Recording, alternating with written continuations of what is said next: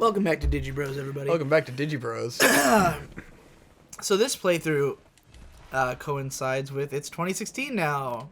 It's 2016 and I'm It was feeling fine. It was a really happy coincidence that the Wind Waker's final episode came out on the last day of the year. That was pretty cool.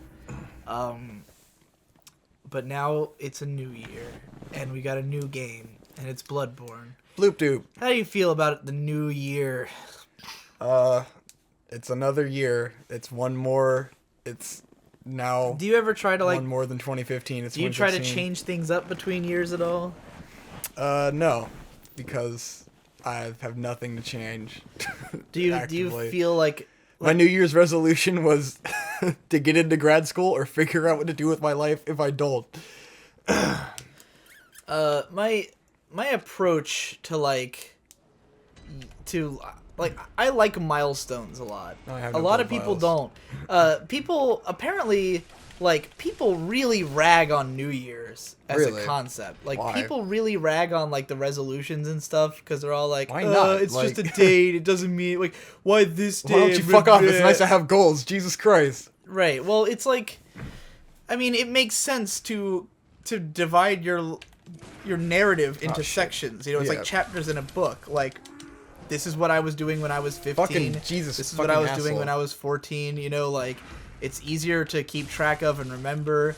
And like, I don't know. I think it's good that if you want to change things about yourself, you can sort of demark a section and say like, all right, Yeah. this is where this section of my life ends and this section begins, you know. And of course, most people's New Year's resolution is that they want to like lose weight or something, and Yeah. they're like, I'm gonna change my life this year, and then they don't do Yay. it, you know. But like, for me, I look at it more as I look at what I was doing the year before, and then I think like this year I'm gonna sort of advance and like, Yes. you know, and do things just a slight bit differently, you know, while finishing up whatever I was working on from the year before. Like, you know, in 2013 was when I made my big switch over to anime, you know, from My Little Pony blogging, and like,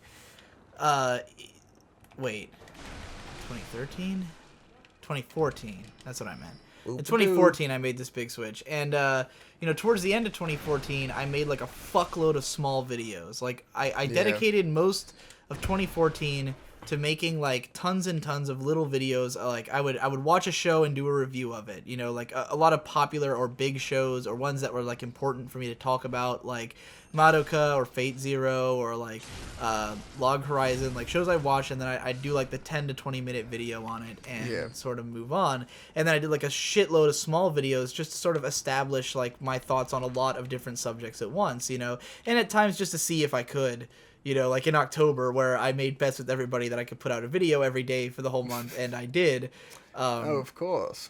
So, but then like when towards the end of 2014, you know, I had started on the Sword Art Online to Your Anime Sucks video series, and like once 2015 rolled around, then I looked at it like, I'm gonna do more like that now, you know, and then I dedicated a lot more of 2015 to like these sort of bigger analytical videos and stuff like that. And then like this year I'm looking at it and I kind of want to like double down on that, you know, where like in 2015 I sort of would switch between like big video here, small video there, but I could never make something that was like truly enormous because I felt like I wouldn't have time, you know, like I couldn't dedicate a whole month to one thing. Yes. And then like with the Asterisk Ward thing, I kind of found a solution to that, which was to divide it into like, you know, coherent parts where like I think the Asterisk War is better because it's in parts. Like, and I do intend to fuse it all into one giant video at the end, but it will still be segmented into these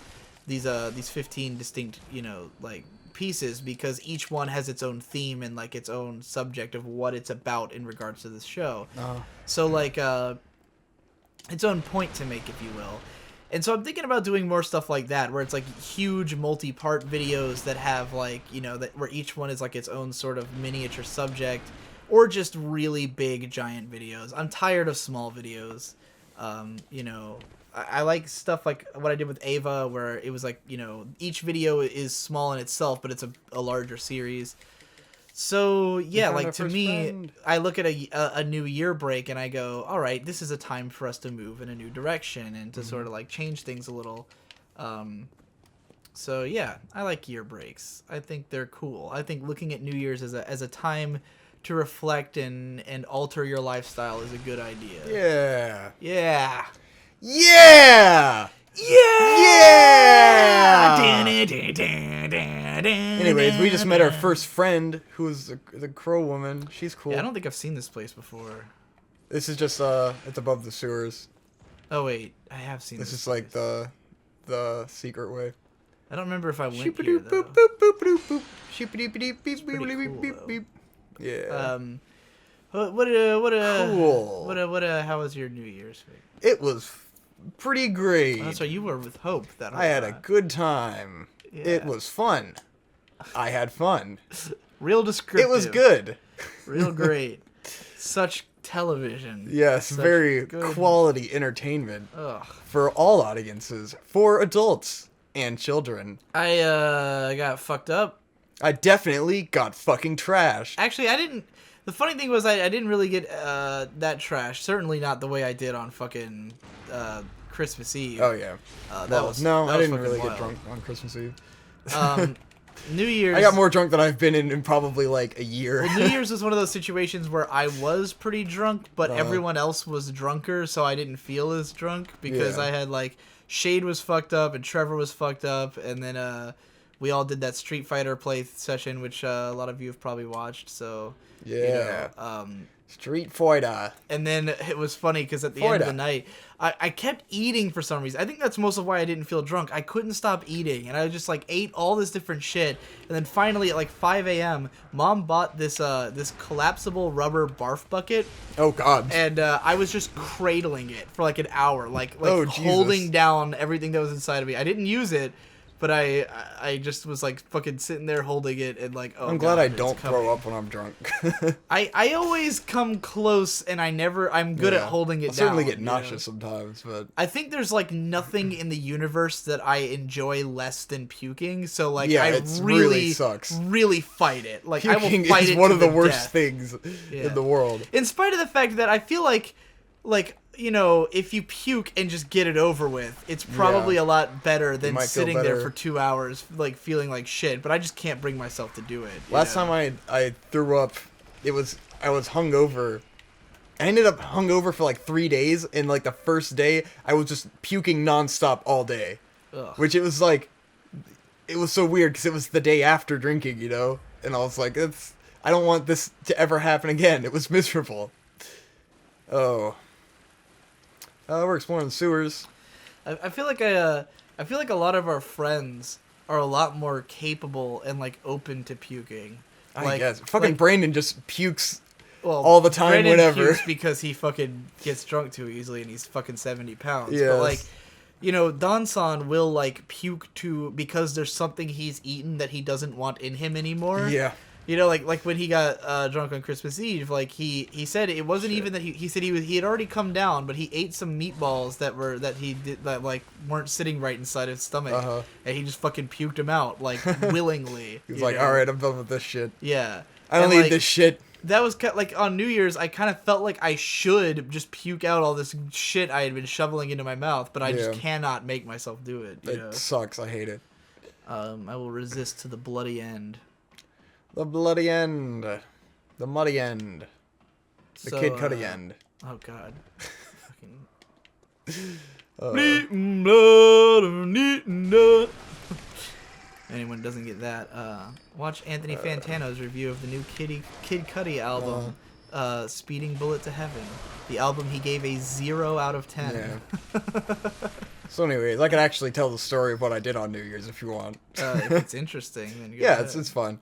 So on New Year's, I went with Hope, and me and her and her friends Ryan and Tyler, who were like her best friends, and then Tyler's girlfriend, all stayed in a hotel in downtown Norfolk, and we got trashed in the hotel, and it was a interesting night. So say we start off the night, and I take we all take a shot of vodka, and we go out to dinner. At dinner, I get a big mixed drink, and I'm not feeling anything. We go back to the hotel, drink some more.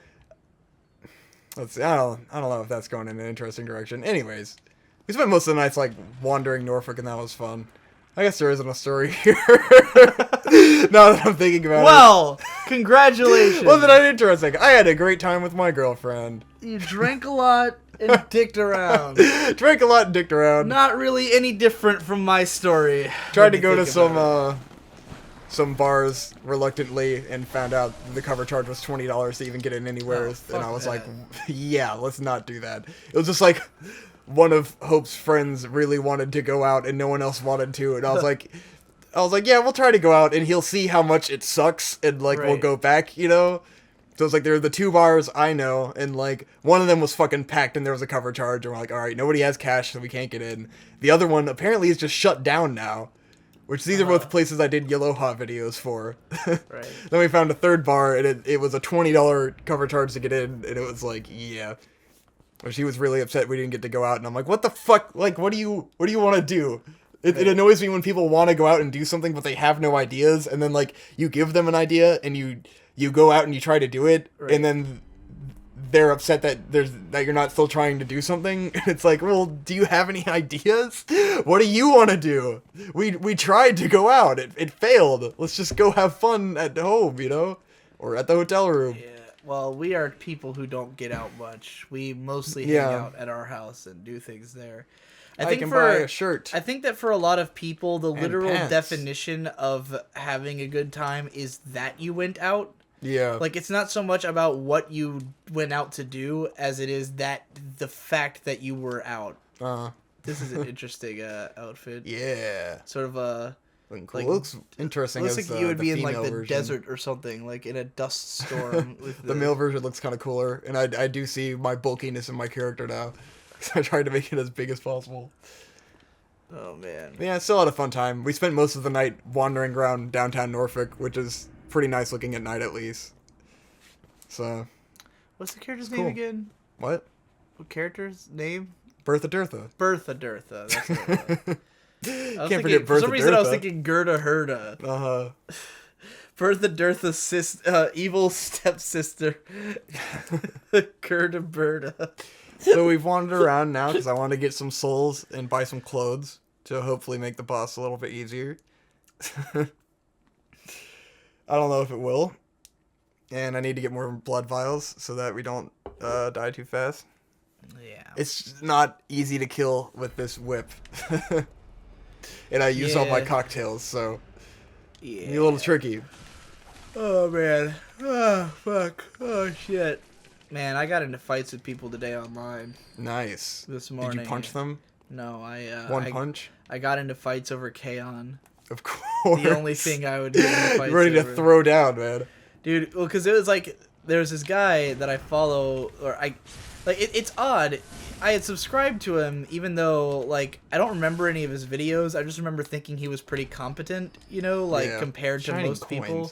This guy called Departed Reflections, and he hadn't made a video in a long time, and then he puts one out, and it was called, like, you know, shit. Reflections on K-On! And Kyoto Animation. And I was immediately worried, because I was like, is he gonna know what the fuck he's talking about? Well, because it's only like 6.5 minutes long video, and I'm like, this is only 6 minutes of thoughts on K-On! And Kyoto Animation. Yeah, I was like, this is just gonna be wrong, you know. Like, I put off watching it for a bit, and then I watched it, and like, the thing is, this dude is literally a Demolition D clone. Like, his style is exactly copying Demo D. Like, the way he reads his lines, the way he edits, everything is Demolition clone, right? Shit.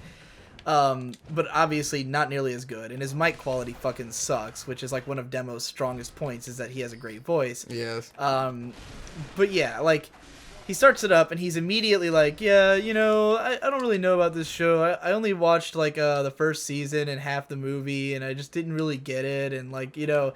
And then he's just sort of, like, rambling, like, making, like, jokes about stuff, and he says something like, how it's, like... He says something about it, like, pandering to 30-year-old den dwellers and who want to watch cute girls do cute things, and then he's like...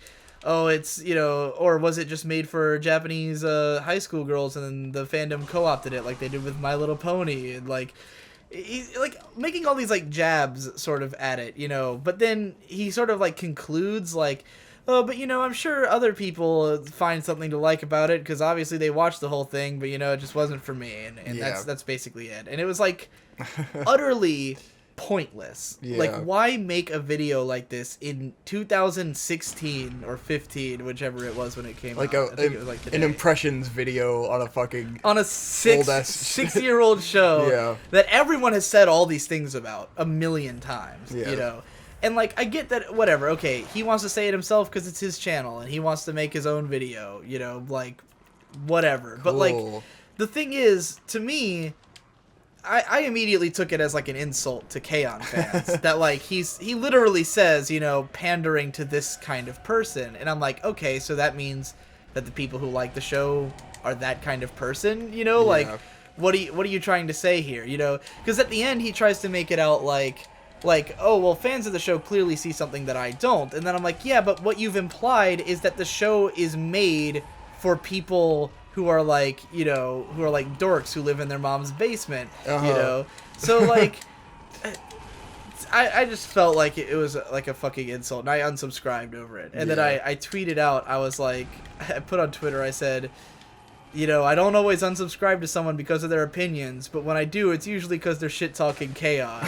And then I said, I don't think I can take you seriously as a reviewer if you can't figure out what's good about K-On!, you know? And I said, it's like, I don't want people to like it, but, like, okay, if you really consider yourself someone who understands what, like, can be good about a show, and you watch K-On! And you can't figure out what's good about I know, K-On!, what the fuck? I don't think you really have much of a critical mindset. Did he watch all of it? He watched the first season, like I said. He said he watched the first season and half the movie, and then he gave up. I see. Know?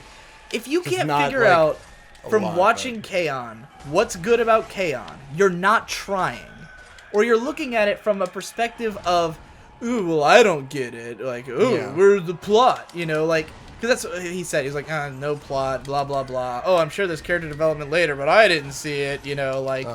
You weren't fucking looking if you didn't see the character development in K-On! It's every episode. The very first episode is about Yui being afraid and not knowing how, like, what she's gonna do with her life, and like, crying when they try to, like, bully her into joining the club. And then in the second episode, she's taking responsibility for her actions. She, you know, upon realizing what all of her friends are trying to do for her, you know, says, I'm not gonna make you guys pay for this. I'm gonna give you back your money, and, you know, I'll take care of it myself. Like, she's already developed as a character in the first 2 fucking episodes, and you're gonna tell me you can't find the character development in K-On! You weren't fucking trying. Go in, man, go in.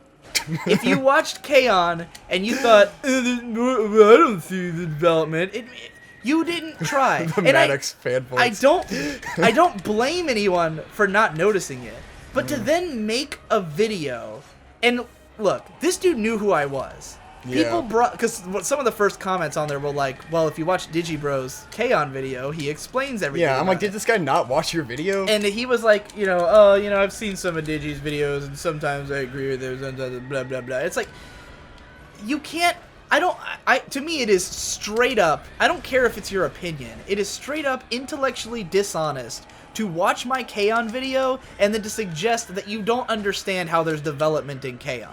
You Yeah. know? Being like, oh, I just didn't see it. It's like, I showed you it! I pointed it out! I put it on screen! You know? I told you, in episode... It's like objectively a fact that Yui develops between the first 2 episodes of K-On! That is a fact about the show, you know? So I left a huge bitchy comment on there, and his defense to my comment was basically like, that he doesn't take, like, oh, it's just my opinion, man, like, I don't, like, because I was kind of like saying, like, I don't understand why you'd make such a shitty fucking review 7 years after the show comes out, you know, saying shit that's been said a million times. Like, oh shit, yeah! I accused him of regressing anime discourse back 7 years. And he was just kind of like, fuck yeah. well, you know, I just make these videos for fun and shits and giggles, and it's just my opinion, man. And I'm like, dude, What a fucking asshole. like, way to invalidate your own videos. right, exactly. Like, why would you do, like, if you don't care about your videos, why the fuck are you making them? And if you're just making them for fun, then when someone like me comes along, why get so defensive in the first place, you know? This dude, like, not only did I respond to his comments on his video, but then he came to Twitter and, like, responded to my tweets and said, like, basically the same thing. Like, you know, like, in response to my I can't take you seriously as a reviewer thing, he was like, you don't have to, man. I just do this shit for shits and giggles. And I'm like, Dude, Nobody does this for shits and giggles. you did not put that much effort into that video, Yes. you know, because you thought that, like, whatever, it doesn't matter. And you wouldn't be getting so defensive towards my stance on your video if you didn't fucking care, you know? Like, why don't you just take the criticism and either defend yourself, defend your stance on the show, or admit that maybe you made a shitty video, or you at least made some shitty statements in your video, Yeah. you know? Like, and also, Fuck! I just want to say as a general rule, and this goes to everyone, a piece of advice. Oh, that was close. I didn't want to lose that motherfucker again. Yeah, we're both Pray fighting slaughtered, bosses right motherfucker. now, We are. I just want to give. You can't lose to this motherfucker Before I again end either, this video, I want to give a piece of advice. We got a friend request. If it's Trevor. Oh, it's Trevor. Cool. If you write about something and your conclusion is that the thing is not interesting, then your writing is not interesting. Mm-hmm. If I were You should be able to make some sort of interesting If I wrote a statement. review of a show and my conclusion was nothing about this show is interesting, then what the fuck have I said? Yeah. I have said nothing, you know? If the whole point of writing about something is that you found something interesting. Yeah. And I think that way too many people write reviews on the basis of it's a show and I watched it and therefore that's the grounds for talking about it, even though they don't actually say anything about it. They just say, well, my opinion was it was boring, you know? And it's like, your opinion is fucking worthless. No one cares. Tell us about why it's boring. What's interesting about that, you know? Like, in the Asterisk War, the fact that it's boring is not interesting. The reasons it's boring are interesting, which is why I made a video. And that's why when people say, like, ugh, how come it takes 15 minutes to just say that something's bad? If my job was to say that something is bad, then it would be the stupidest job ever. I don't need someone to tell me that something's bad. I can watch it and decide for myself if it's bad. I want people to explain to me why it's bad so I can collect their interesting perspective. Anyways, next time on Digi Bros, I might lower my blood pressure a little bit. Might go into diabetic shock.